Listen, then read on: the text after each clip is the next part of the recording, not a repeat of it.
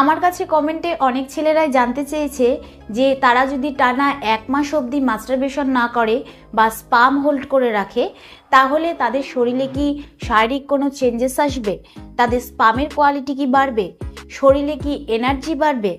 তো আজকের এই ভিডিওর মাধ্যমে আমি আপনাকে ডিটেলসে জানাবো যে টানা 1 মাস হস্তমৈথুন না করলে দেহে কি ঘটবে। তো তার জন্য ভিডিওটা শেষ পর্যন্ত দেখুন।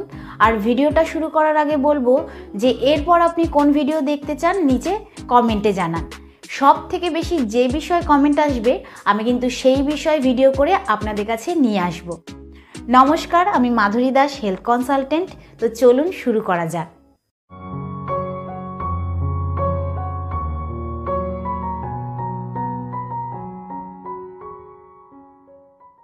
যদি আপনি অনেক দিন ধরে অনেক বেশি মাস্টারবেশন করছিলেন কিন্তু এখন ভাবছেন যে আর মাস্টারবেশন করবেনই না, মাস্টারবেশন ছেড়ে দেবেন, আপনি 1-2 মাস নিজেকে কন্ট্রোল করে রাখবেন, তাহলে কিন্তু এটা ভুল ভাবছেন, কারণ এটা একদমই ঠিক নয়।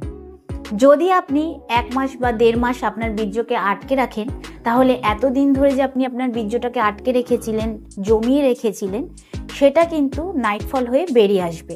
আর এতে কিন্তু কোনো লাভই হবে না, কারণ আপনার বডির প্রসেসিং তো সেরকমই চলবে, কারণ আপনার বডি জানে যে তাকে কতটা স্পাম তৈরি করতে হবে আর সে সেই হিসেবেই কিন্তু স্পাম তৈরি করতে থাকে। তো যদি আপনি আপনার বীর্যকে বাইরে না বের করেন তাহলে কিন্তু সে ধীরে ধীরে জমতে থাকবে বডির মধ্যে, আর যখন অনেক হয়ে যাবে তখন নাইটফল হয়ে বেরিয়ে আসবে। তো যদি আপনি নিজেকে কন্ট্রোলে 2 সপ্তাহ রাখেন, 3 সপ্তাহ রাখেন বা 1 মাস রাখেন, সেটা কিন্তু ইম্পর্টেন্ট নয়। ইম্পর্টেন্ট হচ্ছে যে কোনো কাজই জোর করে করা উচিত নয়, যে কোনো জিনিস জোর করে আটকে রাখা একদমই উচিত নয়। দেখুন, আমাদের শরীরের যে কাজ হয় সেটা কিন্তু একটা সিস্টেমে হয়। তো সেই সিস্টেমটাকে যদি আপনি জোর করে আটকানোর চেষ্টা করেন তাহলে কিন্তু আপনার শারীরিক এবং মানসিক দিক থেকে ক্ষতি হবে। একটা উদাহরণ দিই, যেরকম ধরুন আমাদের শরীরে ইউরিন তৈরি হয়, মানে প্রস্রাব তৈরি হয়, সেরকম ঘাম তৈরি হয়, ব্লাড প্রোডাকশান হয়, ঠিক সেরকম কিন্তু স্পামেরও প্রোডাকশান হয়। তো এগুলোকে আমাদের শরীর থেকে বের করে শরীরকে ভেতর থেকে পরিষ্কার রাখার জন্য কিন্তু নেচারের কিছু সিস্টেম রয়েছে। তো এই সিস্টেমের মধ্যে এটাও পড়ে যে আপনার শরীরে স্পাম তৈরিও হবে এবং শরীর থেকে সেটা বেরিয়েও যাবে। তো এটা বেরানোর 3টে পদ্ধতি রয়েছে। 1 হচ্ছে মাস্টারবেশন, 2 হচ্ছে নাইটফল, 3 হচ্ছে সেক্স। এই 3টের মধ্যে যে কোনো একটাকে যদি আপনি আটকাতে চান তাহলে কিন্তু আপনার ভেতরে ভেতরে ভয় ফিল হবে, আপনার বডির টেম্পারেচার বেড়ে যাবে, আপনার রাগ হবে, আপনার মুড খারাপ থাকবে, যে কোনো নেশা ছাড়ার সময় যেরকম ফিল হয় ঠিক সেরকম কিন্তু আপনার ফিল হবে। তো 72 ঘন্টা একটা টাইম হয় স্পাম প্রোডাকশানের। যদি আপনি সপ্তাহে 1 বার মাস্টারবেশন করেন বা 1 বার আপনার নাইটফল হয় তাহলে কিন্তু এটা একদমই নর্মাল। এতে লাভ লোকসানের থেকে বড় কথা হচ্ছে এতে আপনি মেন্টাল এবং ফিজিক্যাল দিক থেকে নর্মাল থাকবেন আর আপনার কোনো রকম সমস্যা হবে না, কোনো রকম ক্ষতি হবে না।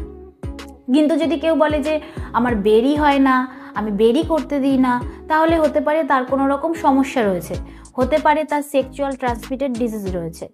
তো যদি আপনি আপনার স্পামকে হোল্ড করে রাখতে চান, আপনার মাস্টারবেশনকে কন্ট্রোলে রাখতে চান, তাহলে এটা চট করেই একদিনে হয়ে যাবে না। এটা করার জন্য কিন্তু আপনাকে স্টেপ বাই স্টেপ ধীরে ধীরে এগোতে হবে।